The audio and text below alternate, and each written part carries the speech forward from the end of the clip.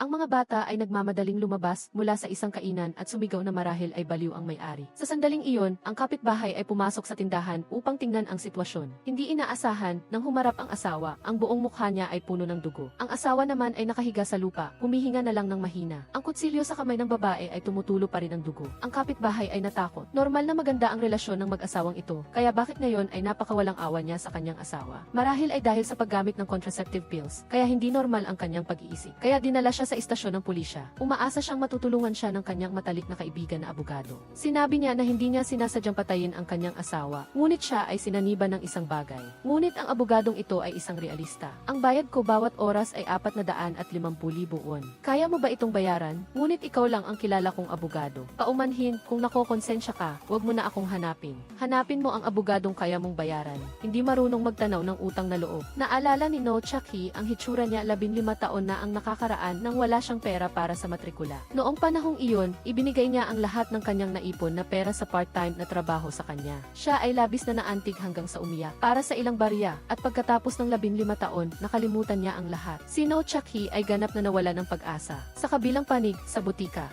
ang tindero ay patuloy na nag-aanunsyo ng gamot na ninanais ng mga kababaihan. Sinasabi sa customer na nakatayo sa harap niya, ang produktong ito ay kinakatawan ng mga sikat na tao, napakahusay at napakabenta. Ngunit ang bagay na nagdududa sa kanya ay ang lalaki na iyon ay uminom ng tableta doon mismo, at pagkatapos ay tinanong ang babaeng empleyado, maaari ba akong uminom ng 2 tableta sa isang araw? Naku, kaya pala, para mangolekta ng isa zero ebidensya, ininom ng abogadong si Jua si Baek ang tabletang iyon. Ang kanyang kliyente ay isang pharmacist na tinanggal sa trabaho dahil sa pag-ulat na ang gamot ay may masamang epekto. Si Jua si Baek ay uminom ng gamot sa loob ng kalahating araw, ngunit wala pa ring anumang hindi pangkaraniwang reaksyon. Mabuti na lang at pinapaalala ng sekretarya kay Jua si Baek na siya ay lalaki. Sa sandaling ito, ang babaeng walang utang na loob na iyon ay lumapit. Siya pala ang abogadong kumakatawan sa kaso ng pharmacist na iyon. Ang abogada ay humingi ng 25 milyon para makipagkasundo sa kabilang panig. Tiningnan ni Jua si Baek ang mamahaling relo sa kanyang kamay at diretsong sinabi, hindi talaga pwedeng maliitin ang kapitalismo sa South Korea. Ang kalusugan ng libu-libong kababaihan ay nais nilang patakasin sa pamamagitan lamang ng isang relo. Ang babaeng ito ay ang nangungunang abogado sa South Korea. Kung sabihin mong ang porsyento ng panalo sa kaso ay 72%, hindi ito kalabisan. Bagamat mataas ang porsyento ng panalo, malinaw na nilabag niya ang kanyang profesional na etika. Bago siya umalis, biglang inayos ni Jua si Baek ang leg niya. Baliw ka ba? Sa tingin ko, parang na-dislocate ang leg mo. Sa ngayon, mukhang okay, pero kung magtatagal, magiging chronic na sakit yan. Hindi niya maintindihan na ang ibig sabihin ni Jua si Baek ay gusto niyang magbago. Sa halip, naramdaman pa niya na mas komportable ang kanyang leg. Pagdating ng araw ng paglilitis, hindi nakakuha si Jua si Baek ng ebidensya tungkol sa masamang epekto ng gamot, kaya kailangan niyang hayaan ang pharmacist na madismiss ng hindi makatarungan. Para mabayaran ang kabilang partido, sa hindi inaasahang pagkakataon, ang abogada ay naglabas ng isang hindi inaasahang ebidensya. Nalaman niya ang relasyon sa pagitan ng pharmacist at ng kinatawan ng pharmaceutical company. Nalaman din ng huwes ang sagot mula mismo sa bibig ng kaaway. Sa sandaling ito, nahawakan ng abogada ang pangunahing punto. Sa tingin niya, iminungkahi ng kinatawan ng pharmaceutical company na maghiwalay na sila, ngunit hindi ito tinanggap ng empleyada, kaya nagsampa siya ng kaso bilang paghihiganti. Bagamat ito ay magdudulot ng problema sa relasyon nila ng kinatawan, hindi pa rin ito nagdulot ng pinsala sa kanyang ekonomiya. Ang empleyada ay miserable rin. Malinaw na nakita niya ang ulat ng pag-assess sa masamang epekto ng gamot sa computer ng kinatawan, ngunit wala pa rin siyang nagawa. Hindi siya makakuha ng anumang ebidensya. Hindi lang natalo si Jua si Baek sa kaso, kundi nawalan pa ng personal na dangal. Ang sampal na ito ay regalo ng kinatawan sa abogada. Pinagalitan siya nito, paano ka naglakas loob na ilantad ang aking personal na buhay? Naisip ng abogada, ang pagbili ng isang mamahaling bag ay maaaring magpagana ng loob ng kanyang asawa at mas makakatipid pa kaysa sa gastos ng pagkatalo sa kaso. Dahil dito, nakita ng kanyang amo ang kanyang kakayahan. Pagdating sa opisina, agad siyang inalok ng isang partnership sa kanilang kumpanya. Linawin muna natin ang relasyon ng mga karakter. Ang tatlong ito ay magkakapatid. Ang pangalawang kapatid ay ang kinatawan ng law firm. Ang taong ito ay ang kinatawan para sa pharmaceutical company. Nagtatrabaho silang lahat sa parehong korporasyon. Ang chairman ng korporasyon ay ang kanilang nakatatandang kapatid. Ang abogada ay ang tagapag-alaga ng pamilya ng nakatatandang kapatid. Ang pangalan niya ay No Chaki. Akala ng kinatawan ng pharmaceutical company na wala siyang karapatan na maging partner. Ngunit matagal na siyang itinuturing ng chairman bilang kanyang pamangkin. Sinabi pa niya na bibigyan siya ng shares. Siyempre, hindi ito makatarungan, kaya't binigyan siya ng amo ng isang gawain. Ang dokumentong ito ay ang ulat tungkol sa masamang epekto ng contraceptive pill na iyon. Nalaman dati na mayroong hindi bababa sa 5 biktima na may matinding hallucination. Inutusan siya nitong ayusin ang lahat bago makuha makuha ng mga investigador ang tamang ebidensya. Kung magtatagumpay siya, ang posisyon bilang partner sa kumpanya ay sa kanya. Nang ibigay ng amo ang listahan ng mga biktima, nagulat si No Chucky. Hindi ba ito ang kanyang dating kakilala na humingi ng tulong sa kanya? Inutusan siya ng kanyang amo na maghanap ng ebidensya na may kasaysayan ng sakit sa pag-iisip ang babaeng iyon. Malinaw na may plano na si No Chucky. Kinabukasan, pumunta si No Chucky sa kulungan upang makipagkita kay Choi Yun-jeong. Alam kong pupunta ka. Choi Yun-jeong, makinig ka sa sasabihin ko. Gusto mo bang makalabas dito? Gusto mo bang iligtas ang iyong asawa at anak? Kaya mo bang sundin ang sasabihan ko? Gagawin ko ang kahit anong sabihin mo mo na. Magpakamatay ka. Kahit sa panaginip, hindi inasahan ni Choi Yun-jeong na ang babaeng nasa harap niya ay isang taong walang utang na loob. Ang lahat ng pag-asa niya ay biglang naglaho. Alas negatibo 4 ng umaga, nakatanggap si No Chucky ng tawag mula sa investigative department na nagsasabing sinusubukan ng akusado na magpakamatay. Nagtagumpay siya. Sa pagdating sa law office, ang pangyayaring ito ay makakapagpatunay na si Choi Yun-jeong ay may kasaysayan ng mental illness. Nilinaw din nito na ang insidente ay walang kaugnayan sa gamot ng kanilang kumpanya. Tinupad din ng dalawang amo ang kanilang pangako at nagdaos ng isang ingranding seremonya para kay No Chucky. Ngunit habang tumatayo si No Chucky sa entablado upang magbigay ng talumpati, biglang sumugod ang igi sa seremonya at inaresto siya. Ang dahilan ay dahil sa panunulsol niya sa iba na magpakamatay isang araw bago. Nagpunta si No Chucky para hanapin ang kanyang matalik na kaibigan na si Choi Yun-jeong upang hikayatin siyang magpakamatay. Ang layunin ay gawing malaki ang kaso. Pagkatapos magulat ang media, mapipilitan ang AHA na mag-imbestiga ng mas malalim. Sa pamamagitan ng medikal na pagsusuri, mapapatunayan nila na nagkaroon si Choi Yun-jeong ng abnormal na pag-iisip dahil sa pag-inom ng contraceptive pill. Sa panahong iyon, maiiwasan niya ang pananagutan sa pagpatay sa kanyang asawa. Bukod pa rito, makakakuha pa siya ng kabayaran mula sa pharmaceutical company. Kinagabihan bago siya nakipagkita sa abogadong si Joa Sibaek, ibinigay niya sa kanya ang ulat ng pagsusuri ng gamot mula sa loob ng pharmaceutical company. Hiniling niya sa kanya na maging defending lawyer ng kanyang kaibigan para sa kanya. Sa ganitong paraan lamang, magagawa niyang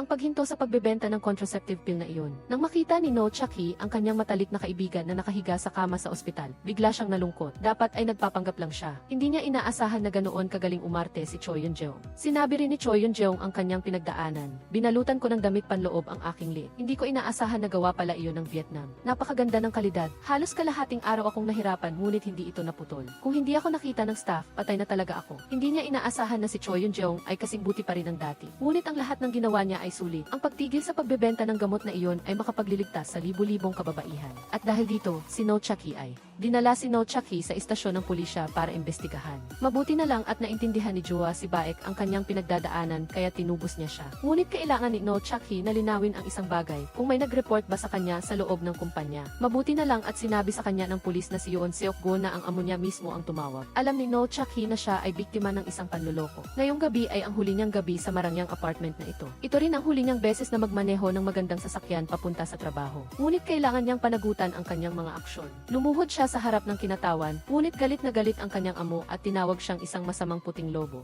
Dahil sa kaibigan, kaya niyang saksakin sa likod ang kanyang kasamahan. Sa panahon ng botohan, lahat ng delegado ay nagtaas ng kamay at bumoto na payagan siyang mag-resign. Mabuti na lang at naawa pa rin ang chairman sa kanya. Sinabi niya sa kanya na magtrabaho sa isang law firm sa lalawigan. Walang matataas na apartment dito. Sinabi ni No Chucky sa may-ari ng bahay na mayroon siyang claustrophobia, kaya tinulungan siya nitong maghanap ng silid sa rooftop. Walang magandang sasakyan papunta sa trabaho, kaya kailangan niyang sumakay sa bus. Ngunit ang hindi niya inaasahan kahit sa panaginip ay ang lugar kung saan siya nagtatrabaho ay ang public law firm kung saan nagtatrabaho si Joa Sibaek. Bagamat hindi pa siya sanay sa simpleng kapaligiran ng trabaho dito, ngunit dahil sa hamon ng chairman, kailangan niyang magpatuloy. Ngunit ang araw-araw na overtime hanggang gabi ay talagang hindi niya kayang tiisin. Ngayon, pagkatapos ng trabaho, biglang umulan ng malakas. Akala niya ay papayungan siya ni Joa Sibaek. Ngunit nagkimkim pa rin ito ng galit at nag-iisa na lang umuwi ng hindi man lang gentleman. Sa sandaling hindi niya alam ang gagawin, isang magandang sasakyan ang dumaan sa ulan. Siya pala ang kinatawan ng pharmaceutical company. Kaya sumakay siya sa sasakyan ng matandang lalaki at ang buong eksena ay nakita ni Joa Sibaek. Tinulungan ni No Chucky ang kanyang matalik na kaibigan, ngunit nagdulot ito ng pagbagsak ng kanyang sariling karera. Ang matandang lalaki, may masamang balak na si Cho Hyun-sik kay No Chucky noon pa man. Sa katunayan, hindi pa nagtatagal ang kanyang pagkakaupo sa sasakyan, ipinakita na niya ang kanyang masamang intensyon. Ang sitwasyon ay nagdulot ng pangingilabot kay No Chucky. Alisin mo ang kamay mo sa akin. Ang sasakyan at bahay ko ay nasamsam na, at ako ay pinalaya sa isang liblib na lugar kung saan saan ang sweldo ko ay isa paghahati 1,000 ng dati kong sweldo. Ibigay mo sa akin ang iyong kagandahan at katawan. Tutulungan kitang bawiin ang lahat. Kapag inalis ko ang kamay ko sa'yo, wala ka nang matitira. Hindi na kailangan pang mag-isip, hindi ba? Ang matandang si Cho Hyun-sik ay hindi nagbago. Hindi lang niya sinasamantala ang sitwasyon, kundi sinasamantala pa niya ang mga taong nasa problema para gumawa ng masasamang bagay. Sinabihan niya ang driver na magmaneho papunta sa hotel na kanyang inireserba. Sa sandaling magsisimula na siyang gumawa ng masamang bagay, isang AV ang humarang sa unahan ng kanilang sasakyan. Ang matandang si Cho Hyun-sik, na hindi kailanman nagsuot ng seatbelt, ay muntik nang lumipad palabas. Isang peres ng halos 2 meter na mahahabang binti ang lumabas mula sa sasakyan at lumapit. Kinalagkad niya ang matandang lalaki palabas at itinapon ito sa ulan. Si Joa si Bike pala iyon. Nang susuntukin na sana niya ito na parang punching bag, pinigilan siya ni No Chucky. Lumabas na nakita ni Joa si Bike ang sasakyan ni Cho Hyun-sik at alam niyang gaganti ang taong iyon na may masamang hangarin, kaya sinundan niya ito. Ang isang mahinang babae na tulad ni No Chucky, syempre. Medyo naantig sa kilos na iyon. Pagdating sa bahay, naalala niya ang mga masasamang kilos ng matandang si Cho Hyun-sik at umiyak siya mag-isa. Sa kalagitnaan ng gabi, biglang tumawag si Cho Hyun-sik sa kanya. Ang kanyang boses ay parang may takip ang kanyang bibig. Hello! Kinabukasan, isang grupo ng VA ang pumalibot sa labas ng villa ni Cho Hyun-sik. Ang lalaking namatay sa posisyong nagsisisi, nakasandal sa bathtub, ay ang matandang baliw kagabi. Ang pinakamasamang nangyari ay parehong naging suspect sina Joa si Baek at No Chucky. Labis na nagulat si No Chucky. Kasabay nito, nagduda rin siya na si Joa si Baek ang salarin, kaya dali-dali siyang tumakbo para tanungin siya. Ngunit hindi niya inaasahan. Dinadala na ng mga investigador si Joa si Baek. Bago pa man magsalita si No Chucky, sinabi na ni Joa si Baek sa kanya, ilabas mo muna ang ebidensya bago ka magsalita. Sa istasyon ng pulisya, ang investigador na si Lee ay naglista ng maraming motibo para sa pagpatay ni Joa si Baek sa matandang lalaki. Sumang-ayon si Joa si Baek sa lahat ng mga hinala na iyon, ngunit bukod doon, wala nang ibang ebidensya. Kaya, taas noo siyang lumabas mula sa istasyon ng pulisya. Ang sanhi ng pagkamatay ni Cho Hyun-sik ay medyo kakaiba rin. Ang huling tawag na ginawa niya bago siya mamatay ay kay No Chucky. Si No Chucky ay nasa ilalim din ng hinala, ngunit ang istasyon ng pulisya ay walang ebidensya. Mabuti na ring patay na si Cho Hyun-sik. Ang dalawa sa kanila ay maaaring tumutok sa trabaho, ngunit ang gawain ng pagiging abogado para ipagtanggol ang mag-ina ay sapat na para sumakit ang ulo nila. Gusto ni si Baek na bigyan si Chucky ng pagkakataon na magpakitang gilas, ngunit ang ina lang ang sumasagot sa mga tanong niya. Samantala, ang matabang anak na nasa tabi niya ay nakatuon lang sa pagkain. Hindi na siya makatiis, kung kakain ka pa, ibigay mo sa akin ang nakakainis na bagay na iyon. Okay, anak, narito na ang paborito mo, kainin mo na. Paano mo nagawang nakawin ang ice cream ko, walang hiya ka. Lumalabas na ang EVE ng matabang Joyful Dong na ito ay katulad lamang ng isang 6 taong gulang na bata. Sa harap ng paghingi ng tawad ng ina, sa wakas ay naunawaan ni Chucky ang kahirapan ng mga pampublikong tagapagtanggol. Pamilyar na si Chucky sa mga ganitong sitwasyon. Ang isang taong laging nakatuon sa pera tulad ni Chucky ay tiyak na hindi makakatiis nito. Ayaw na niyang manatili sa malayong lugar na ito. Kaya, tumawag siya sa kanyang matalik na kaibigang reporter. Dapat niyang gamitin ang kwento ng mag-ina para sa sariling publicity. Sa ganitong paraan, makakabalik siya sa mataas na lipunan. Nalaman ni Chucky na ang matabang Joyful Dong pala ay pumatay ng tao dahil ninakaw ang kanyang cake. At mayroon ding issue sa linya. Nangako si Chucky sa ina na ipagtatanggol niya ang binata para maging inosente. Sa araw ng paglilitis, binilhan pa niya si Joyful Dong ng disenteng damit. Napaiyak sa tuwa ang ina, ngunit sino ang mag-aakala na ginawa iyon ni Chucky para lang maging photogenic si Joyful Dong kapag kinukuhanan ng litrato at ini-interview ng mga reporter. Binilhan pa niya si Joyful Dong ng isang bag ng chips at sinabihan siya, kung mayroong tatangkang magnakaw sa iyo, kailangan mong magwala tulad ng una nating pagkikita. Inaasahan ni Chucky na makikita ng hukom ang abnormal na pag-ugali ni Joyful Dong. Ngunit ang ipinakita niya ay lubos na nakadismaya sa kanya. Kahit mababa ang ihik ni Joyful Dong, hindi ibig sabihin na hindi siya marunong tumanaw ng utang na loob. Napakabuti ng pagtrato ni Chucky sa kanya, kaya't natural lang na hindi siya magwawala o mag-ingay. Ang plano ni Chucky ay naglaho na. Si Joyful Dong ay napatunayang nagkasala dahil sa kapabayaan at nakulong ng 6 na buwan. Nalaman ni si Baek na balak ni Chucky na gamitin ang kawawang mag-ina para sa kanyang sariling publicity. Kaya naisip niya na si Chucky ay isang mansa sa Korean legal profession. Kung ang lahat ng pampublikong tagapagtanggol sa buong Korea ay katulad niya, ang mga mahihirap at mababa ang kita ay hinding-hindi makakakuha ng pantay na pagtrato. Bagaman sa labas ay laging nakikipagdebate si Chucky kay si Baek at ginagamit ang kanyang matatalim na argumento, unti-unti siyang naapektuhan ng kabutihan ni si Baek. Sa huli, nagpasya siyang maging abogado ni Joyful Dong.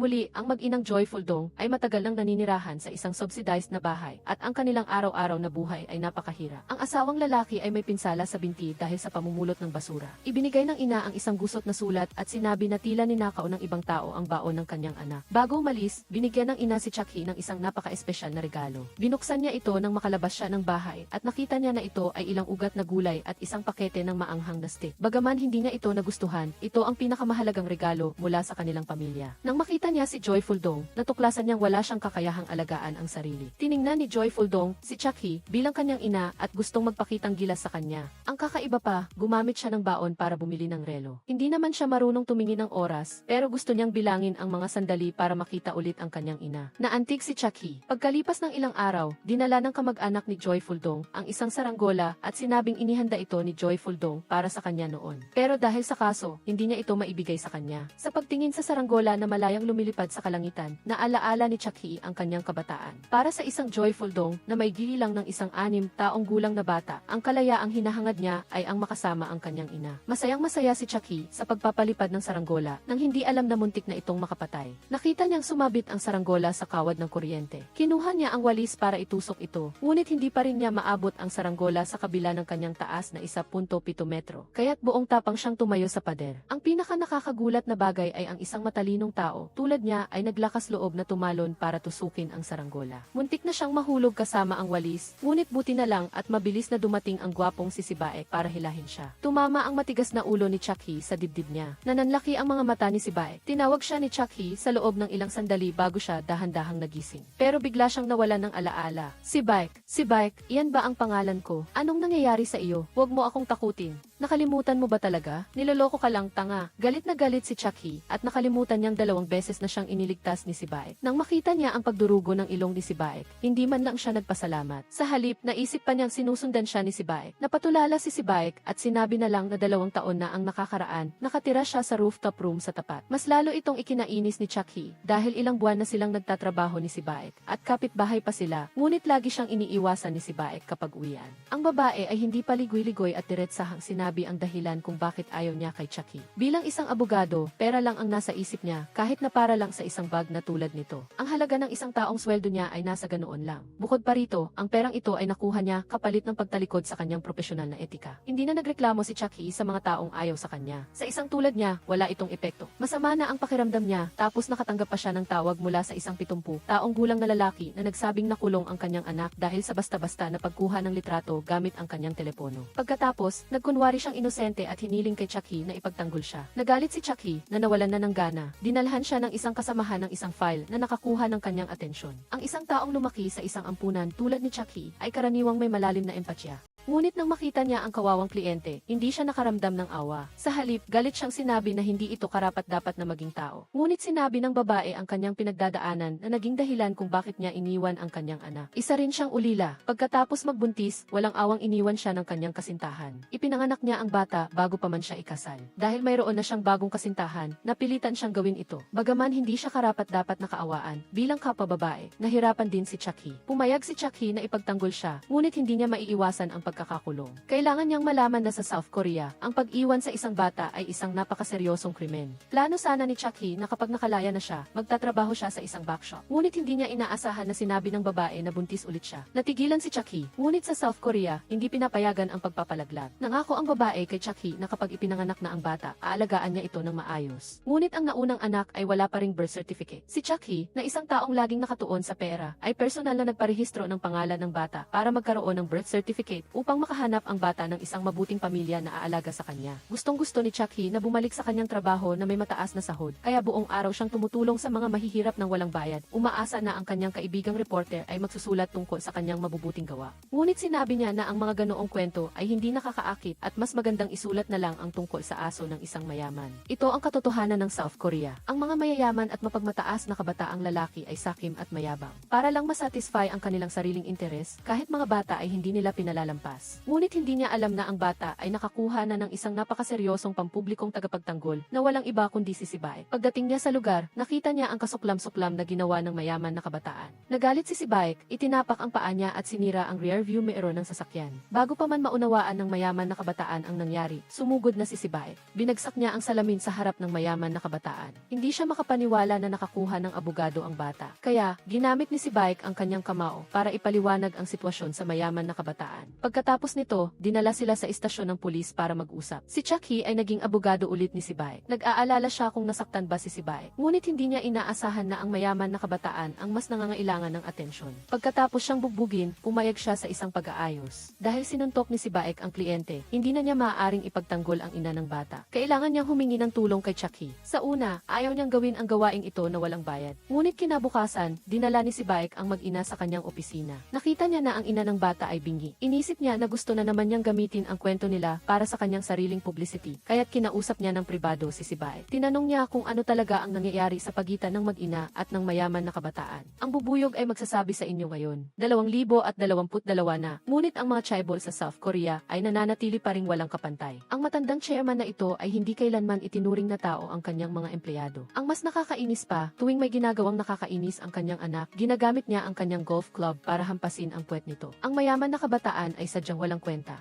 Nang walang ama, hindi man lang siya makapagbayad para sa tagapag-alaga. Kaya kumuha siya ng isang bingi na tiyahin para paminsan-minsan ay maipagpaliban niya ang pagbabayad. Sa loob ng kalahating taon, kailangan ni Hayaong na mangolekta ng pera para sa operasyon ng kanyang anak. Hindi alintana kung gaano pa siya nagmamakaawa, nagkukunwari pa rin si Yoon Do-hyun na mahirap. Ngunit nang nililinis niya ang kabinet, nakita ni Hayaong ang isang karton. Nang buksan niya ito, nakita niya na puro pera ang nasa loob. Malinaw na mayroon siyang maraming pera, ngunit gusto niya pa ring manloko sa kanyang sweldo. Kinuha ni Hayaong ang lahat ng pera ng walang pag-aalinlangan. Kaya, agad siyang sinampahan ni Yoon Do-hyun sa korte. Ang 14 na nataong gulang na anak ni Hayaong ay nakiusap kay Yoon Do-hyun na patawarin ang kanyang ina. Ngunit ang kondisyon na inilatag niya ay napakabastos. Walang sino man ang nag-isip na ang bata ay matagal nang nakakakuha ng isang charitable lawyer, si Sibaek. Hindi matagalan ni Sibaek ang karumal-dumal na pag-ugali ni Yoon Do-hyun, kaya't agad niya itong sinuntok sa lugar. Natakot si Yoon Do-hyun na si Sibaek ay magsasampa ng kaso sa kanya para sa pang-aabuso sa isang menor de edad, kaya't agad siyang lumuhod at nagmakaawa para sa pag-aayos. Bukod pa rito, pumayag siyang patawarin ang pagnanakaw ng ina ng bata sa kanyang pera. Ang bagay na ito ay dapat sana ay natapos na doon, ngunit walang sino man ang nag-isip na si Hayaong ay isang paulit-ulit na nagkasala. Dati na siyang nagnakaw ng gatas sa supermarket. Ito ang dahilan kung bakit sumakit ang ulo ni Sibaek at Chucky.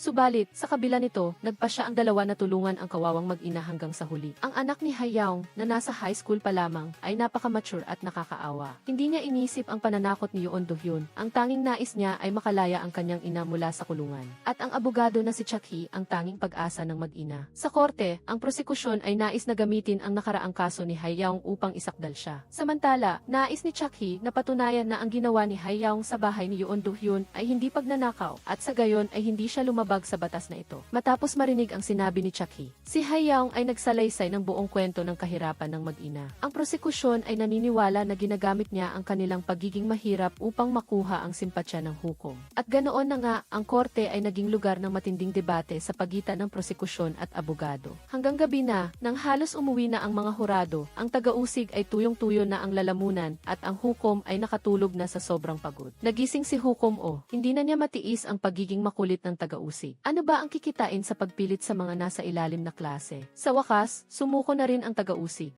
Dahil dito, nakatakas si Hayaong sa pagkakakulong. Kailangan lang niyang magbayad ng 2 milyong won na multa. Pagkatapos magbigay ng libreng legal na tulong sa mga mahihirap, nakita ni Sibaek ang pagbabago kay Chucky. Hindi na siya ang abogado na nagpapahalaga lamang sa pera. Upang ipagdiwang ang kanilang tagumpay, nagdesisyon silang uminom. Samantala, si Yoon Do-hyun ay nasa masamang sitwasyon. Bilang isang mayaman na kabataan, hindi niya nagawang harapin ang isang katulong. Ang matandang lalaki ay handa na sanang magpataw ng parusa tulad ng dati, ngunit sa huli ay tumigil siya. Nagpasya siyang ibalik ang karangalan ng kanyang anak at sabay na turuan ng leksyon sina Chucky at Sibaek. Ngunit ang hindi inaasahan ng sinuman ay, eksakto nang nag-i-enjoy si Seokgo sa masahe, biglang naging malaki at magaspang ang kamay sa kanyang likuran. Huli na nang ma-realize niya ang nangyayari. Isang lalaki na halos kapareho ng katawan ni Sibaek ang humila sa matandang Seokgo patungo sa lawa malapit sa kanyang villa at pinilit siyang tikman ang tubig mula sa imburnal. Ngunit mula nang itulak Tumulak siya sa tubig, hindi na gumalaw si Seoko. Ang kakaiba, si Chucky ay lasing na lasing at hindi na alam ang nangyayari. Kinabukasan, nagising siya at bigla na lang natagpuan ang sarili na natutulog sa bahay ni Sibaek. Ano ba talaga ang nangyari kagabi?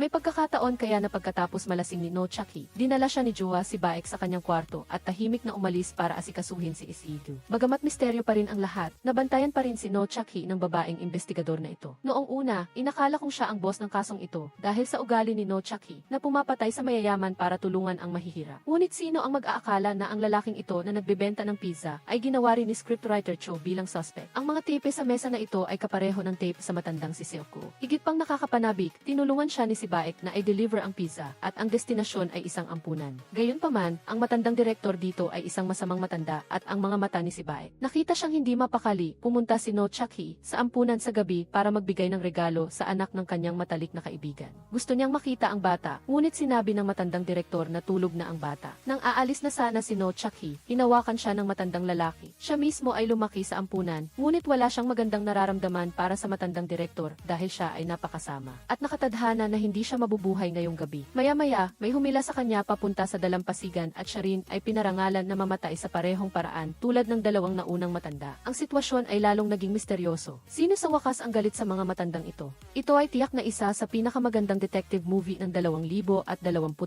Sa loob lamang ng ilang buwan, ilang Korean chaebol ang namatay. Ang kanilang mga pagkamatay ay naugnay sa tubig. May namatay sa tabing dagat, may namatay sa mabahong imborna sa kanilang sariling villa, at ang unang biktima ay mas malala pa ang pagkamatay. Namatay siya na nakaluhod sa bathtub, puno ng galit. Ang serye ng magkakasunod na kasong ito, pagkatapos itong ilathala ng media sa internet, ay nakakuha ng atensyon ng mga opisyal ng Korea. Agad silang nagpadala ng isang profesional na babaeng investigador para imbestigahan ang kaso. Huwag kayong magulat, dahil ang pelikulang ito ay hindi gumagamit ng anumang beauty techniques. Ang mga namatay ay lahat ng mayayaman na pareho ang edad. Kaya, maaaring hulaan na ang salarin ay isang radikal na miyembro na galit sa mga mayayaman. Sa pamamagitan lamang ng paghahanap sa sanhi ng pagkamatay ng unang tao, matatapos na ang kaso. Ngunit ang ili ng ordinaryong Korean police ay hindi mataas. Si Yoo Gyeong-jin ay palaging minamaliit sila. Mag-isa siyang pumunta sa villa ng unang biktima upang imbestigahan ang kaso. Ito ang unang pinangyarihan ng krimen. Walang anumang bakas na nagpapakita na pumasok ang salarin sa silid. Ibig sabihin, ang biktima mismo ang nagbukas ng pinto para sa salarin. Mula doon, naisip ni Yoo Gyeong-jin na ang gumawa ng krimen ay isang kakilala ng biktima. Ang matandang lalaki na ito ay nakikipagkita sa estudyanteng ito tuwing weekend. Ngunit sa pagkakataong ito, dahil sa isang espesyal na dahilan, kinabukasan na lang siya nakarating at siya rin ang unang nakakita ng patay na tao at tumawag sa pulis. Sa kasalukuyan, naalis na ang posibilidad na ang estudyante sa kolehiyo ang gumawa ng krimen. Kaya, tiyak na ang salarin ay isang taong alam ang mga gawin ng biktima, tulad ng mga taong malapit sa kanya. Lahat sila ay sumailalim sa investigasyon at lahat ay may alibi. Kaya, isa na lang ang natitirang posibilidad na sinubaybayan ang biktima. Buti na lang at maraming kamera sa paligid. Matapos tingnan ang mga kamera sa paligid ng villa, natagpuan din sa wakas ni Yoo Gyeong-jin ang isang kahina-hinalang kotse, at ang kotseng ito ay kay Joa Sibaek. Bukod pa rito, sinubaybayan ng kotseng ito ang biktima mula pa noong isang buwan. Si Yoo Gyeong-jin ay hindi isang ordinaryong pulis. Hindi niya aarestuhin si Joa Sibaek dahil lang sa isang maliit na pahiwati. Unang-una, hinanap ni Yoo Gyeong-jin ang babaeng nagdemanda kay Sigyu. Kilala mo ba ang lalaking ito? Opo, siya ang abogado ko. Siya ang kusang tumawag sa akin. Ang dalawang salitang di kusang tumawag ay nagpatunay sa hinala ni Yoo Gyeong-jin. Kung nagkakilala na sila, bago mamatay si Yoon Seok-gu, kusang binuksan niya ang pinto para kay Joa Sibaek. Hindi ito imposible, ngunit sa ngayon ay kulang pa rin sa direktang ebidensya. Sa mismong sandaling iyon, nakatanggap si Yoo Gyeong-jin ng tawag mula sa isang kasamahan. Isang matandang lalaki na naman ang namatay sa dalampasigan. Ang namatay ay ang direktor ng ampunan. Siya ang pangatlong tao na namatay sa parehong paraan tulad ng dalawang naunang mayayamang matanda. Ang kasong ito ay mas lalo pang nagpataas ng interes ni Yoo Gyeong-jin na lutasin ang kaso. Mabilis siyang pumunta sa lugar ng trabaho ng namatay na direktor at hindi sinasadyang natuklasan na ang dalawang naunang biktima ay nagkakilala noong nabubuhay pa sila. Gusto lang niyang linawin ang isang bagay, iyon ay, ano ang kaugnayan ni Joa Sibaek sa yumaong direktor? Nakilala mo na ba ang taong ito? Dumating siya rito ilang araw na ang nakalipas. Nakilala mo ba siya? Sinabi niya na gusto niyang mag-donate ng pera sa ampunan namin. Si Joa Sibaek ay hindi, ang pangalan niya ay parang nang aasar. Agad na tinawag ni Yoo Gyeong-jin ang anak ni Yoon Seok-gu upang alamin ang lahat. Ang mga taong sumusubaybay mula sa simula ay alam na nagkaroon ng gulo sa pagitan ng binatilyong ito at ni Joa Sibaek. Sa ilalim ng pagtatanong ni Yoo Gyeong-jin, prangkang inamin ni Jang Ki-do na ang sugat sa kanyang mukha ay ginawa ni Joa Sibaek. Talagang may kinalaman na naman si Joa Sibaek. Pagkatapos nito, gusto ni Yoo Gyeong-jin na malaman ang motibo niya sa krimen at ang susunod na tinawag ay si Jang Ki-do. Tinanong niya, ang una bang biktima ay nagkaroon ng problema kay Jang Ki-do kaya pinatay siya ni Jua si Baek para ipaghiganti ka. Kayo ba ni Jua si Baek ay nagde-date o hindi kayo nagde-date kundi may sexual relationship lang? Yethwe, Miss Police, hayaan mong ulitin ko ito ng isa pang beses. Makinig ka ng mabuti. Hindi kami nagde-date ni Jua si Baek at wala kaming tinatawag na sexual relationship. Kung tatanungin mo pa ako ng ganitong bastos na tanong, sasagutin kita bilang isang abogado. Sa simula pa lang, normal lang ang kanilang relasyon bilang magkasama sa trabaho. Kaya malinaw na hindi siya maaaring maging dahilan para patayin ni Jua si Baek ang tao. Nang dalhin ni Yoo Gyeong-jin ang ebidensya, nabigla si No Chak-hee nang malaman niyang sinundan ni Jua si Baek ang biktima. Bilang mga kasamahan sa iisang kumpanya, magkasama silang nagtatrabaho araw-araw at nakatira pa sa iisang gusali. Mukhang sa tuwing may nangyayaring krimen, wala siyang paraan para patunayan na wala siya sa pinangyarihan. Hindi siya makapaniwala na ang napakabait na abogadong ito ang salarin sa likod ng serye ng pagpatay sa mga mayayamang negosyante. Ang imahe ng lalaking ito ay palaging napakabait at bukas palad, ngunit kinasusuklaman niya ang mga mayayaman na mayayabang na nagmamaneho ng mabagal at mayabang na parang kanila ang buong kalsada. Ang kayabangan ng lalaking ito ay nakita ni Jua si Baek. Nagpasya siyang makipagpaligsahan sa kanya. Kahit na mas mahal ang kotse nito kaysa sa kanya, malayo ang agwat sa galing sa pagmamaneho. Hinarang niya ang kotse nito ng paulit-ulit, kaya natakot ang matandang lalaki at nanginginig ang buong katawan.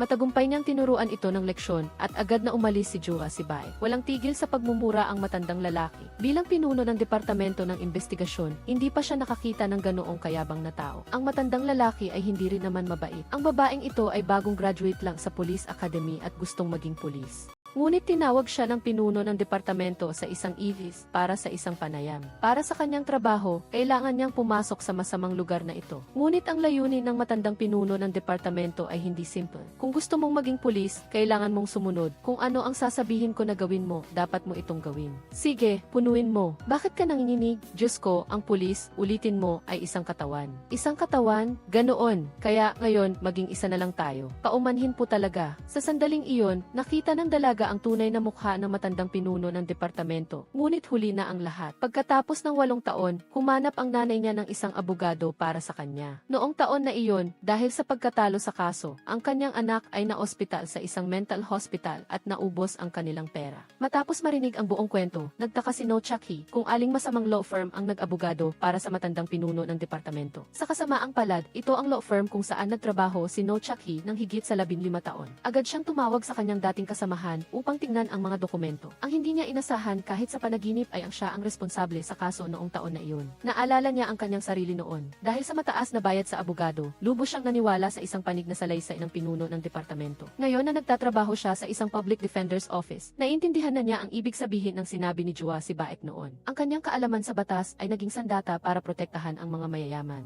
May utang kang tawad sa biktima. Ang babaeng may pangarap na maging pulis noon ay naging ibang tao na. Sinabi ni No Chak-hee na siya ang abogadong nagtanggol sa pinuno ng departamento noon at syempre, ito ay nagdulot ng pangalawang matinding epekto sa babaeng may hindi matatag na mental na kalusugan. Lalo siyang hindi makapaniwala na ang taong tulad nito ay handang mag-abogado para sa kanya ng libre. Ngunit ang pinuno ng departamento ay nanatiling pareho at ang kanyang kapangyarihan ay lalo pang lumalakas. Bumalik si No Chak-hee sa kanyang dating pinagtatrabahuhan upang kunin ang mga dokumento ng kaso noon. Ngunit ayon sa Korean law, malapit nang mag-expire ang prescriptive period para sa paglilitis. Gayunpaman, hindi ito isang malaking problema dahil ang pinuno ng departamento hindi na rin mabubuhay ng matagal. Narinig ng matandang pinuno ng departamento ang tunog ng doorbell, kaya lumabas siya upang tingnan. Isa pala itong kakilala. Bago pa siya makapag-react, hinila na siya ng kalaban papasok sa banyo at pinarangalan siyang bigyan ng parehong pagtrato tulad ng 3 naunang kasamahan. Gayunpaman, hindi pa siya pinapayagan ng tadhana na mamatay. Kinabukasan, dumating si Yoo Gyeong-jin sa pinangyarihan ng krimen. Sinabi ni Cho Hyun-sik na kagabi, natuklasan ng mga kapitbahay ang matandang pinuno ng departamento at agad siyang dinala sa ospital, kaya nailigtas pa siya. Walang naiwang kapakipakinabang na ebidensya sa pinangyarihan. Ngunit si Cho Hyun-sik ay naniniwala na ang salarin ay si Jua si Baek. Matagal nang naghihinala si Yoo Gyeong-jin.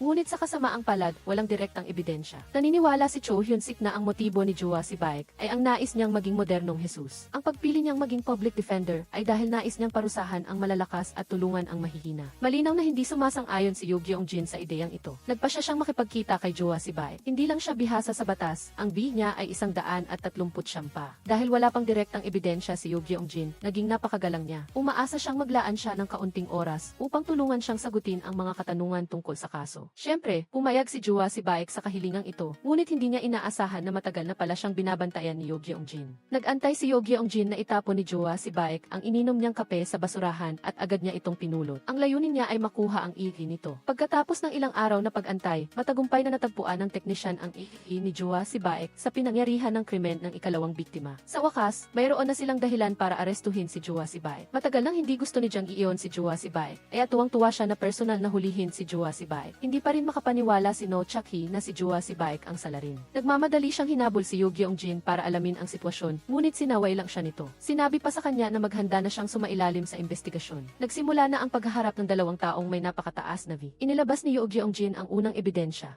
Tinatanong si Jua Sibaek kung bakit niya sinundan ang unang biktima. Bagamat iligal ang pagsunod, bilang isang abogado, kailangan kong malaman ang kalaban para manalo sa kaso. Ang paliwanag na ito ay napakaloob sa batas at lohikal. Maaari itong patunayan na walang kinalaman si Jua Sibaek sa pagkamatay ng unang matandang lalaki. Ngunit paano naman ang pangalawang matanda? Bakit siya kusang sumali sa kaso ng anak nito? Dahil ang kliyente ay isang taong may kapansanan at nagkataong naiintindihan ko ang sign language. Kaya, bakit siya nakipag-away sa anak ng biktima? Dahil balak niyang subukan ang gamot sa isang batang nasa high school. Kung gayon, ang pakikipag-ugnayan niya sa matandang lalaki. Ang ikalawang pagkikita ay nagkataon lang. Ngunit paano ipapaliwanag ang ihi na natagpuan sa pinangyarihan ng krimen? Malinaw na hindi maipapaliwanag ni Jua Sibaek ang bagay na ito. Sa mismong sandaling ito, dumating si No Chak-hee sa Departamento ng Investigasyon at kusang humingi ng pakikipagkita kay Yoo Gyeong-jin. Ipinakita niya kay Yoo Gyeong-jin ang kasaysayan ng transaksyon niya at ni Jua Sibaek sa grill restaurant noong gabing iyon. Bagamat lasing siya noong oras na iyon, ang oras ng transaksyon at ang oras sa kamera ay hindi maaaring peking. Ito ay ganap na makapagpapatunay na si Jua Sibaek ay wala sa pinangyarihan ng krimen noong nangyari ang krimen. Kung gayon, ang FFC na natagpuan sa pinangyarihan ay naging isang mahirap na tanong. Hindi siyempre susuko si Yoo Gyeong-jin dahil lang dito. Dahil ngayon, ang kaso ng pinuno ng departamento ay may kinalaman na rin kay Jua Sibaek. Tinanong niya kung bakit hinarangan ni Jua Sibaek ang kotse ng pinuno ng departamento ilang araw na ang nakalipas. Sinabi ni Jua Sibaek na hindi niya alam na ang matandang lalaki ay isang pinuno ng departamento. Hindi lang niya gusto ang pagiging mayabang nito. Ang lahat ng sagot ni Jua Sibaek ay walang butas. Lahat ng hinala ay nalinis na. Si Cho Hyun-sik ay tipikal na Korean police officer. Naniniwala siyang ginagamit ni Jua Sibaek ang kanyang mataas na V para magdahilan. Naiinis na si Yoo Gyeong-jin sa taong ito. Ang dahilan kung bakit siya ipinadala ng kanyang superior ay dahil alam niya ang kawalan ng kakayahan ng mga subordinate na ito. Sa pagkakataong iyon, tumakbo ang kanilang mga kasamahan at sinabing binawi na ang arrest warrant.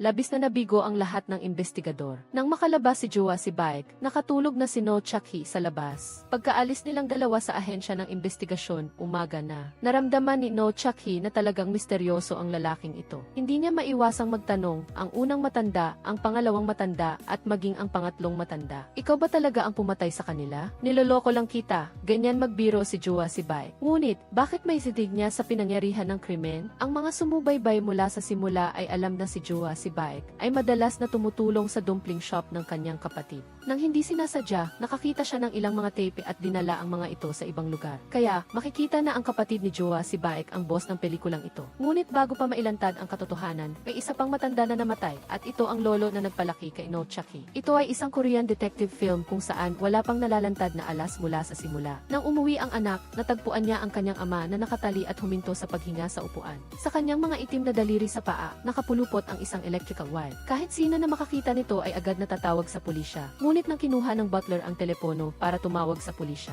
hinarang agad ng lalaki ang butler. Ang dahilan ay hindi maaaring mamatay ng kahiyahiya ang kanyang ama. Inutusan pa niya ang butler na tulungan siyang ayusin ang pinangyarihan ng krimen. Dahil ang lalaking ito ay tumatakbo para sa isang pambansang posisyon bilang mambabatas at ang kanyang ama ay gumawa ng maraming masasamang bagay noong nabubuhay pa. Ayaw niyang maapektuhan ang kanyang kinabukasan, kaya nilinis niya ang bangkay ng kanyang ama at inilagay ito sa kama para magmukhang natural na pagkamatay. Ngunit ang tawag ng butler ay natanggap na. Binalaan ng mambabatas ang butler na kung maglakas loob siyang sabihin ang totoo, wawakasan niya ang buhay ng kanyang pamilya. Nang dumating ang mga investigador, wala silang nakitang abnormal sa bangkay ng biktima. Nakita lang nila ang butler na nautal habang patuloy na gumagalaw ang kanyang mga kamay. Naramdaman ng pulis na kakaiba ito, kaya agad niyang tinawag ang kanyang mga kasamahan mula sa espesyal na unit ng investigasyon para tumulong. Samantala, pinapunta muna niya ang mambabatas at ang butler mula sa pinangyarihan. Sa sandaling ito, dumating ang personal na doktor ng biktima sa bahay. Naalala ng pulis na hindi ordinaryong tao ang ang may personal na doktor. Agad namang sinabi ng lalaki ang kanyang pagkakakilanlan bilang isang mambabatas. Sa harap ng pagbabanta ng kapangyarihan, yumukod lamang ang pulis at humingi ng tawad.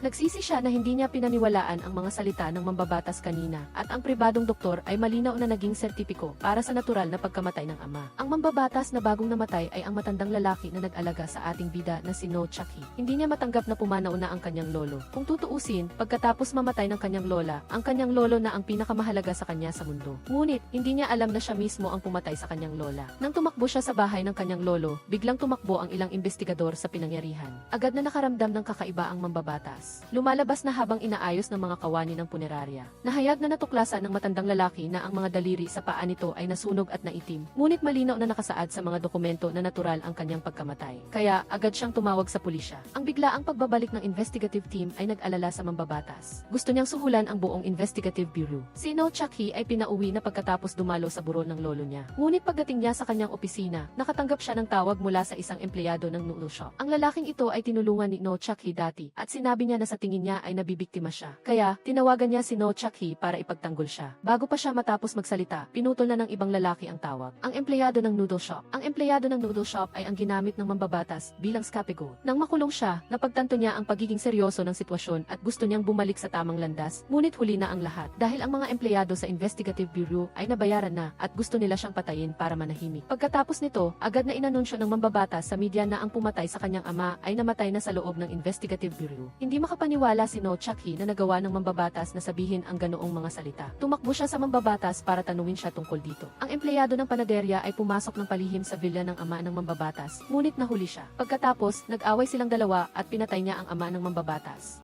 Para gawin itong isang peking pinangyarihan ng krimen, inilagay ang bangkay ng ama sa kama. Pagkatapos, natagpuan ng mga pulis ang mga gamit ng ama sa bahay ng lalaki. Ang paliwanag na ito ay tila napakamakatwiran dahil alam ng mambabatas na bago siya mamatay, tumawag ang empleyado ng panaderya kay No Chucky. Ang nakakabigo para kay No Chucky ay ang tanging taong nagmamalasakit sa kanya ay wala na. Ngunit lahat tayo ay nakikita na matagal nang nagmamalasakit si Joa si Baek kay No Chucky. Palagi siyang naroroon kapag kailangan siya ni No Chucky. Sa harap ng lalaking maraming beses na nagligtas sa kanyang buhay, paano hindi mahulog ang loob ni No Chucky. Ngunit hindi niya inisip na ang pagkamatay ng kanyang lolo ay may kinalaman din kay Joa si Baek. Mag-aalauna na ng madaling araw, dahan-dahang pumasok si Joa si Baek sa ahensya ng investigasyon. Anong kailangan mo? Gusto kong mag-confess. Mag-confess, ang unang matanda, ang pangalawang matanda, ang pangatlong matanda, at pati na rin ang matandang namatay. Lahat sila, ako ang pumatay. Akala ng pulis na nasa duty na may problema sa isip niya. Pagkatapos matanggap ang tawag, agad na dumating ang homicide squad. Pagkatapos kumpirmahin ni Yoo Gyeong-jin ang kanyang pagkakakilanlan sa duty officer, lumingon siya at nakita ang isang pamilyar na mukha. Si Joa si Baek. Agad siyang natulala. Hindi ba't hindi na siya suspect? Ang layunin ni Joa si Baek sa pagkakataong ito ay napakasimple. Ginawa niya ito para mapigilan ang mambabatas na manalo sa halalan. Nang malaman ng mambabatas na may nagkusang loob na magulat sa ahensya ng investigasyon, tuluyan siyang bumagsak. Malapit na ang araw ng halalan at sa sandaling makialam ang homicide squad sa investigasyon ng krimen ng kanyang ama noon, lahat ay maglalaho na parang bula. Bukod pa rito, sa mundo ng Korean entertainment, ang balita na ang suspect sa serial murder case ay kusang loob na sumuko ay mabilis na magiging mainit na balita. Si Yoo Gyeong-jin ay nasa ilalim ng matinding presyon, kaya kinailangan niyang bilisan ang investigasyon. Ngunit nang tanungin ang motibo ni Joa si Baek, tumanggi siyang sabihin ang anuman. Sinabi niya kay Yoo Gyeong-jin na siya sa atin na lang ito. Ang nakakabigo sa mambabatas ay si Joa si Baek mismo ang nagulat sa krimen at iginiit na. Sinabi niya na mayroon siyang matinding galit sa ama ng mambabatas. Ngunit sa kabilang banda, nang makita ni Joa si Baek na hindi kumikilos ang mga investigador, nagpasya siyang baguhin ang direksyon. Umaasa siyang matutulungan siya ng mga pulis na kumuha ng abogado. Direkta niyang sinabi na gusto niyang kunin si No Chucky para ipagtanggol siya. Sa sandaling malaman ni No Chucky na ang lalaking mahal niya ay pumatay sa kanyang lolo, tiyak na gagawin niya ang lahat para alamin ang katotohanan. Hindi pa nakakauwi si No Chucky nang matanggap niya ang tawag mula kay Yoo Gyeong-jin. Sinabi na gusto ng serial killer na kunin siya bilang abogado. Ang ipagtanggol ang taong pumatay sa kanyang lolo ay tiyak na isang uri ng pagpapahirap. Ngunit gusto niyang makita kung sino ang baliw na taong iyon. Nang ipasok ang lalaki, lumingon si No Chucky at hindi niya inaasahan na iyon pala ang kanyang kasintahan. Ikaw ang pumatay sa lolo ko. Paumanhin. Sa sandaling ito, ang lahat ng pag-asa ni No Chucky ay naglaho na. Hindi siya makapaniwala na ang lalaking tumulong sa kanya na maging mabuting tao ay kumitil sa buhay ng kanyang lolo. Ramdam niya ang matinding sakit sa kanyang dibdib, kaya humiga siya at ayaw nang gawin ang anuman. Ngunit hindi niya ito pwedeng hayaan. Kaya Kailangan niyang hanapin ang hustisya para sa kanyang lolo. Sa ahensya ng investigasyon, ginamit ni No Chak-hee ang kanyang posisyon bilang abogado ng suspect para lumahok sa interogasyon. Sinabi ni Jua si Baek na ikinonekta niya ang mga daliri ng lolo sa high voltage na kuryente at binuksan ang power. Pagkatapos ay inilubog pa niya ito sa tubig. Ang ganoong kalupitan ay labis na ikinagalit ni No Chak-hee, ngunit wala siyang magawa. Nang tanungin ni Yoo Gyeong-jin ang motibo ni Jua si Baek, sinabi lang niya na karapat-dapat mamatay ang matanda. Upang makahanap ng ebidensya, dinala ni Yoo Gyeong-jin ang mga tao sa pinangyarihan ng krimen kung saan namatay ang matanda. Ngunit nalinis na ito. Ang investigasyon ay nauwi muli sa isang dead end. Bago pa man, naisip ni No Chak-hee na tiyakin na magbabayad si Jua si Baek para sa pagkamatay ng kanyang lolo. Gagamitin niya ang lahat ng kanyang natutunan upang hatulan siya ng kamatayan ng hukom. Kailangan niyang alamin ang motibo ng lalaking ito sa pagpatay sa kanyang lolo. Una, pumunta siya sa bahay ng may-ari ng boarding house ni Jua si Baek. Nawala ang komunikasyon ng may-ari kay Jua si Baek, kaya humahagulhol siya. Gusto sana ni No Chak-hee na sabihin sa matanda na nakakulong si Jua si Baek, ngunit hindi niya ito magawa. Gusto niyang alamin ang pagkakakilanlan ni Jua si Baek mula sa matanda, ngunit mayroon itong malubhang Alzheimer's. Si Jua si Baek ang pinakamalapit na kamag-anak nito sa mundong ito, at mayroon pa itong apo na nasa first grade pa lang, ngunit hindi pa ito nakakauwi mula sa paaralan. Pagkatapos, hinanap ni No Chak-hee ang mga kaibigan sa kolehiyo ni Jua si Baek. Bagaman maganda ang kanilang relasyon, kakaunti ang alam niya tungkol sa pamilya ni Jua si Baek. Ang alam lang niya ay nagtrabaho siya sa isang pabrika ng sapatos. Pagkatapos, pumunta si No Chak-hee sa mga dating manggagawa sa pabrika ng sapatos para magtanong. Ang lalaking iyon ay tiyak na ang kanyang kasamahan na namatay sa Vietnam. Ngunit nang sabihin ni No Chak-hee na bumalik na sa South Korea ang anak ng kasamahan, hindi napigilan ng lalaki ang pagtawa ng may pangungutya. Noong taon na iyon, ang anak ng kasamahan ko ay namatay sa isang aksidente noong nasa first grade pa lang, kaya ang aking kasamahan ay pumunta sa Vietnam. Bigla itong naunawaan ni No Chak-hee. Ang apo ng may-ari ng boarding house na nasa first grade ay si Jua si Baek. Ginagamit lang ni Jua si Baek ang kanyang anonymous na pagkakakilanlan para maghiganti. Ano ba talaga ang matinding galit ng ama ni Jua si Baek at ng lolo ni No Chak-hee? Upang malaman ang katotohanan, bumalik si No Chak-hee sa dumpling shop ng kapatid ni Jua si Baek. Ngunit katulad ng mga nakaraang araw, walang tao doon. Dati, madalas siyang dalhin ni Jua si Baek dito para kumain ng dumplings. Ngayon, direkta siyang pumasok sa bintana. Pagkatapos niyang halughugin ang tindahan, nahuli ng kanyang atensyon ang ilang mga asul na plastic na tape. Pagdating niya sa bodega, natakot siya nang makita ang mga pulang lubid na nakabitin sa mga rafters. Bukod pa rito, ang paraan ng pagkakatali ay eksaktong katulad sa pinangyarihan ng krimen. Kinuha niya ang larawan ng may-ari ng tindahan at ni Jua si Baek. Pagkatapos ay nagmamadali siyang pumunta kay Yoo Gyeong-jin. Ipinakita niya sa kanya ang ebidensya na nagpapakita na ang may-ari ng dumpling shop ang gumawa ng krimen at hiniling niya kay Yoo Gyeong-jin na maglabas ng warrant of arrest. Ngunit malinaw na ang kaunting ebidensya na ito ay hindi sapat para patunayan na siya ang may sala. Sinabi ni No Chak-hee na ang may-ari ng tindahan ay ang kapatid ni Jua si Baek. Bakit magkaiba ang kanilang apelyido? Iyon ay dahil hiniram lang ni Jua si Baek ang pagkakakilanlan ng iba. Kasabay nito, kumbinsido si No Chak-hee na ang dalawang magkapatid ay magkasamang nagplano ng krimen. Si Jua si Baek ang mastermind na nag-udyok sa kanyang kapatid na patayin ang kanyang lolo. Nag-confess din siya para lang magpalipas ng oras para makatakas ang kanyang kapatid. Ang mga pahiwatig at pagpapalagay na ito ay naging makatuwiran din para sa investigador na babae dahil nakuhanan na nila noon ng litrato ang may-ari ng dumpling shop at ang isang lalaki. Samantala, nagising na rin ang direktor matapos siyang atakihin. Nang sabihin ng investigador na babae na ituro ang taong umatake sa kanya, itinuro ng direktor ang lalaking nasa tabi niya at nalaman din na siya ang pinuno ng investigative department. Nahuli na siya sa akto ng isang detective na nawawala ng maraming taon. Labis na nagduda ang detective na babae, kaya tinanong niya kung nakita na niya ang taong may malabong mukha sa tabi niya. Sinabi ng direktor na ang nakita lang niya na pumasok ay isang doktor. Muli, nauwi sa dead end ang investigasyon ni Yoo Gyeong-jin. Ang pagiging tuso ng dalawang magkapatid ay nagpainit sa ulo ng lahat. Hinarap ni No Chak-hee si Jua si Baek at ipinakita sa kanya ang balita tungkol sa namatay na bata na ginamit niya bilang pagkakakilanlan. Ipinakita rin niya ang ebidensya ng krimen na pag-aari ng may-ari ng dumpling shop at sinabi sa kanya na huli na lang ang kapatid niya. Gagawin niya ang lahat para malaman ang katotohanan. Bakit mo pinatay si Chairman Jang Byung-chon? Sinabi ko na sa iyo dahil nararapat lang na mamatay siya. Bagamat labis na galit si No Chak-hee, hindi lang si Jua si Baek ang nagsabi na nararapat mamatay ang kanyang lolo. Ang lolo bang nagpalaki sa kanya ay talagang masamang tao. Sa sandaling ito, sinabi rin ng babaeng investigador kay No Chak-hee na ang kapatid ni Jua si Baek ay hindi kasabwat. Ipinakita niya kay No Chak-hee ang larawan nila. Ang gumawa ng krimen ay ang lalaking nasa tabi niya. Ngayon lang naalala ni No Chak-hee na nakita na niya ang lalaking ito sa tindahan ng kapatid ni Jua si Baek. Kaya, mas naging sigurado siya sa kanyang hinuha. Nagtulungan ang dalawang magkapatid na ito upang udyukin ang lalaking Ithi na patayin ang kanyang kamag-anak. Nalinaw na ang pagkakakilanlan ni Jua si Baek. Susunod, kailangan lang malaman ang pagkakakilanlan ng kapatid ni Joa si Baek para maging malinaw ang lahat. Ang pangalan ng pabrika sa uniforme ay parang nakita na ni No Chaki. Kinabukasan, pumunta si No Chaki nang mag-isa sa isang lugar. Sa tuwing bumibisita siya sa puntod ng kanyang lola, lagi niyang tinitingnan ang babaeng nakalibing sa tabi nito. Ang pangalan ng pabrika sa uniforme ng babae ay eksaktong katulad ng sa kapatid ni Joa si Baek. Ngunit parang nakatagilid ang litrato. Kaya, binuksan niya ang frame at hindi siya makapaniwala. Ang 2022 high-rated na Korean film na ito ay hindi masyadong sikat. Dalawang lalaki ang gumawa ng mga masasamang gawa dahil sa paghihiganti, ngunit walang pagkakamali. Ang kapatid ng bida na may-ari ng dumpling shop ay ang huling boss sa pelikula. May isang napakasunod na alipin si No Chaki na kayang gawin ang kahit anong mahirap na gawain. Masaya na siya basta't kumain lang ng kaunting dumplings kapag tapos na ang trabaho. Pero wala siyang pera para magpagupit, lalong-lalo na ang sweldo. Sa gabi, nilinlang pa siya para pumatay ng tao. Inilubog niya sa tubig ang ulo ng makapangyarihang matandang mayaman hanggang sa mamatay ito, habang kinukunan siya ng kanyang amo ng video. Ginamit nila ang paraang ito para tapusin ang buhay ng tatlong matatandang lalaki. Ngunit paano ka maglalakad sa tabi ng ilog nang hindi nababasa ang iyong sapatos? Nang balak nilang patayin ang ika-4 na matanda sa parehong paraan, nakarapat-dapat din naman na mamatay, hindi nila inaasahan na pagkaalis nila. Pagkatapos, nakita ng mga kapitbahay si Oda Ehayon na naghihingalo, kaya't dinala siya sa ospital at maswerte siyang nailigtas. Nang makita ni Joa si Baek na malapit nang mabuking ang lahat, gusto niyang mabilis na tapusin ang huling kalaban. Siya mismo ang pumatay sa matanda na may kapangyarihan at pera, at ang paraan ng pagpatay ay eksaktong katulad ng sa kanyang alipin. Para ipasa ang kasalanan sa alipin, dinala niya ito sa harap ng ospital sa hating gabi at inutusan siyang patayin si Oda Ehayon na kakaligtas lang.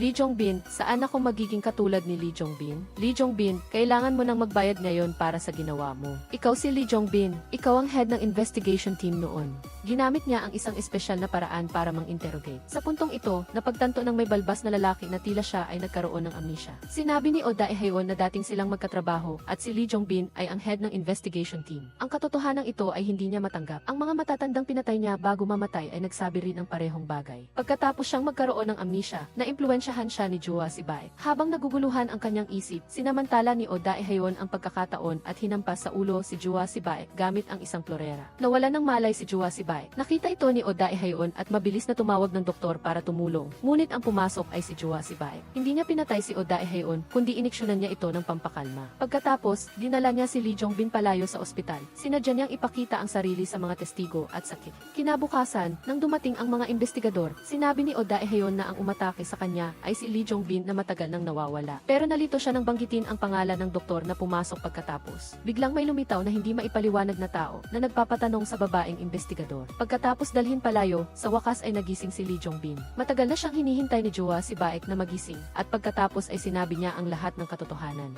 Nang si Lee Jong-bin ay head pa ng investigation team, para makakuha ng tagumpay, pinilit niya si Joa si Baek na umamin at gumamit pa ng high voltage na kuryente sa kanyang mga daliri sa paa, na naging dahilan ng kanyang pagkaparalisa mula bewang pababa. Ang hindi matanggap ni Lee Jong-bin ay kung paano naging ganito ang isang head ng investigation team. Sinabi ni Joa si Baek na dahil sa pagkalasing, nawalan siya ng malay at pagkatapos maalis sa trabaho, naging ganito na ang buhay niya. Kaya tinanggap siya ni Joa si Baek bilang empleyado. Naisip ni Lee Jong-bin na nagsisinungaling si Joa si Baek. Kahit tanga ay hindi kailanman tatanggapin ang kanyang kaaway. Pumisi si Joa si Baek at ipinaliwanag, tingnan mo, hindi man lang nadumisa ng dugo ang aking mga kamay. Ang aking kaaway ay tinutulungan akong puksain ang iba pang kaaway. Sa wakas, naintindihan na ni Lee Jong-bin ang lahat at gusto niyang lumaban, pero huli na ang lahat. Pagkatapos ay kinuha ni Joa si Baek ang isang electrical box at itinutok sa kanya na naging dahilan ng kanyang pagkahimatay. Nang dumating ang mga investigador, wala na si Joa si Baek. Sa CC ay makikita ang video ng krimen ni Lee Jong-bin na nagulat sa babaeng investigador. At si Lee Jong-bin ay nakatali sa sofa sa loob ng silid. Ganoon, inilagay ni Joa si Baek ang lahat ng krimen kay Lee Jong-bin, matagumpay na ginamit ang isang kaaway para puksain ang iba pang mga kaaway. Si Lee Jong-bin ay mayroon ng sakit sa pag-iisip, kaya ang kanyang mga testimonya ay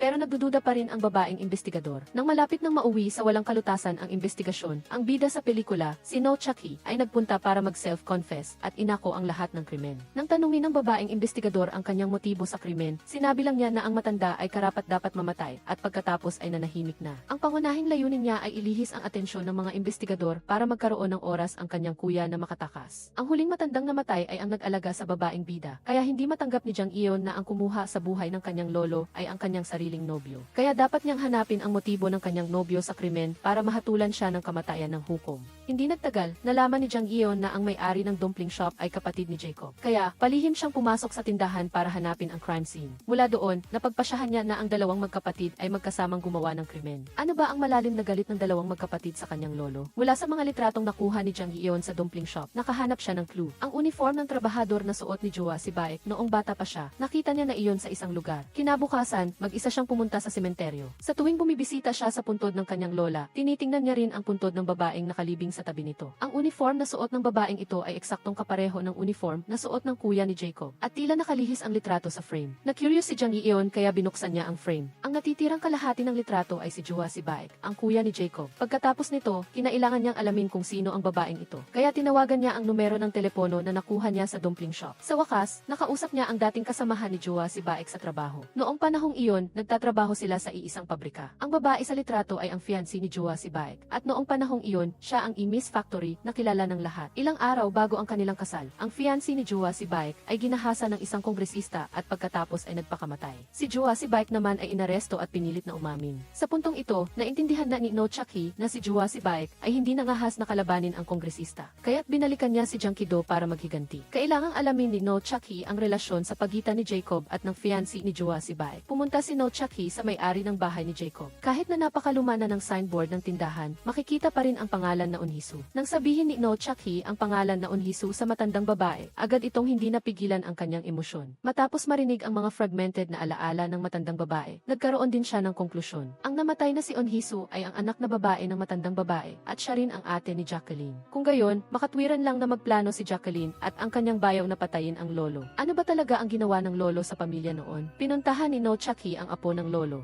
Dahil bago pumanaw ang lolo, sinabi ng babaeng ito sa harap ni Jang Eon na dapat nang mamatay ang lolo. Nang harapin ni Jang Eon ang mga tanong, nawalan din siya ng kontrol sa kanyang emosyon at sinabi ang katotohanan. Noong siya ay 15 taong gulang, ang totoong lola ni Jang Eon na nagtatrabaho bilang yaya ng lolo ay aksidenteng nalaman ang isang lihim na hindi dapat malaman ng iba. Nang balak niyang umalis sa mansyon dala-dala ang katotohanan, nakita niya mismo ang lolo na itinulak siya pababa ng hagdan. Maaari pa sana siyang mailigtas, ngunit pinagpapalo siya hanggang sa mamatay. Ang katotohanang ito ay sapat na para masaktan si Jang Eon. Ang taong pumatay sa kanyang lola ay nagkunwaring nag-alaga sa kanya habang lumalaki siya. Ngunit nagsikap din siya ng maraming taon para sa kumpanya ng matanda. Naramdaman ni Jang Eon ang labis na pagkakasala. Umupo siya at umiyak sa harap ng puntod ng lola niya hanggang umaga. Determinado siyang ipagtanggol ang hustisya para sa kanyang lola. Titiyakin niyang mananagot ang matanda sa harap ng batas kahit patay na ito. Dinala niya ang lahat ng ebidensya na nakalap niya para harapin si Jua si Baek. Sa unang pagkakataon, nag-usap sila ng hindi nag-aaway. Sinabi ni Jang Eon kay Jua si Baek ang mga katotohanang natuklasan niya at umaasa siyang sasabihin ito kung ano talaga ang nangyari noong taong iyon. Umiiyak si Jua si Baek habang inalala ang nakaraan. Gustong ipagtanggol ng kanyang bayaw ang hustisya para sa kanyang ate, kaya nadamay ang buong pamilya nila. Dinala rin ang kanyang ama sa istasyon ng pulis at pinahirapan.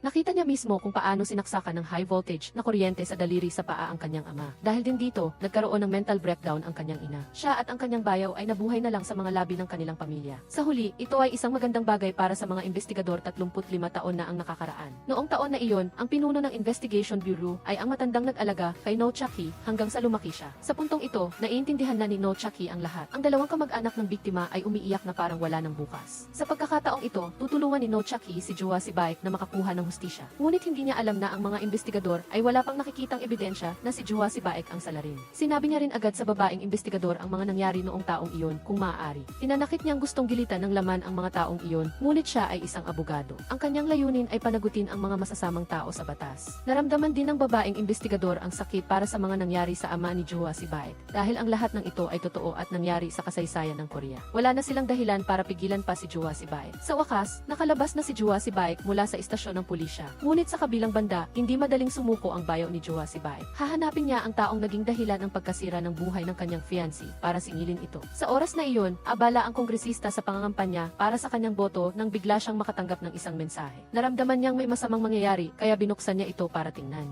Ito ay isang video ni No Chak-hee na pinapatay ang kanyang ama at isiniwalat ang mga krimen ng mag-ama 35 taon na ang nakakaraan. Nakipagkita siya sa kongresista. Kung hindi pupunta ang kongresista sa meeting place, i-upload niya ang video online. Nag-alala ang kongresista na kasalukuyang tumatakbo sa halalan at wala siyang ibang pagpipilian kundi pumunta sa pinag-usapang lugar ni No Chak-hee. Sinabi ni No Chak-hee na wala siyang intensyon na patayin ang kongresista at ang kanyang ama, ngunit kailangan lang niya ng isang tapat na na paghingi ng tawad mula sa kanila. Bakit kailangan humingi ng tawad ng ama ko? Hihingi siya ng tawad sa isang salot sa lipunan na katulad mo. Hindi ako salot, tao ako. Pareho tayong tao, pero hindi tayo magkapantay. Paano naman si Onhisu? Dahil salot din siya, kaya madali mo siyang pinatay? Hindi, nagpakamatay si Onhisu. Dahil ginahasa mo siya? Hindi, ginahasa siya bago niya piliing magpakamatay. Magpapakasal sana kayo, pero hindi mo pa siya nakukuha, pero nakuha ko na siya. Ako ang nanalo. Ang mga salitang ito ay nakapag-provoke kay Nochaki. Ngunit nanatili siyang kalmado dahil may recorder siya. Gusto niyang ibunyag ang tunay na pagkatao ng kongresista. Nang galit na tumakbo ang kongresista para sakalin si Nochaki, dumating na si Jua Sibaek at Jang Iyon. Sinamantala niya ang pagkakataon at hinila ang kongresista sa gilid ng building, pagkatapos ay walang pag-aalinlangan na bumagsak siya paatras. Ang layunin niya ay makuna ng video ang kongresista na itinutulak siya. Si Nochaki marahil ang pinakaromantikong lalaki sa pelikula. Para makapaghiganti para sa kanyang fiancé, hindi niya pinalampas ang sinuman. Hanggang sa huling sandali ng kanyang buhay, nasa isip niya ang magagandang alaala. Ang katapusan na ito ay perpekto para sa kanya. Ginamit niya ang kanyang buhay para magdagdag ng isa pang krimen sa kongresista. Ngunit ang nakakabigla ay, kahit na 2 buhay ang kinuha ng kongresista, 15 taong pagkakakulong lang ang iginawad sa kanya ng batas ng Korea. Marahil ito ay isang partikular na ideya na gustong ipakita ng scriptwriter. Nagpunta sina Nochaki at Jua Sibaek para makita ang may-ari ng bahay at dahil din sa pagtutugma ng matandang babae. Ngunit bago nila matapos ang kanilang misyon, umupo sila sa bangko ng depensa sa pinakamataas na korte ng Korea. Ang mga taong dating inapi ng matandang mayaman ay dumalo sa paglilitis. Bago ipagtanggol ang kanyang lola na namatay ng hindi makatarungan, nariyan din ang ama at ate ni Jua Sibaek. Kahit na hindi makadalo ang akusado sa lugar, hindi maaaring patawarin ang krimen dahil patay na siya. Natapos na ang pelikula, salamat sa inyong panonood. Paalam!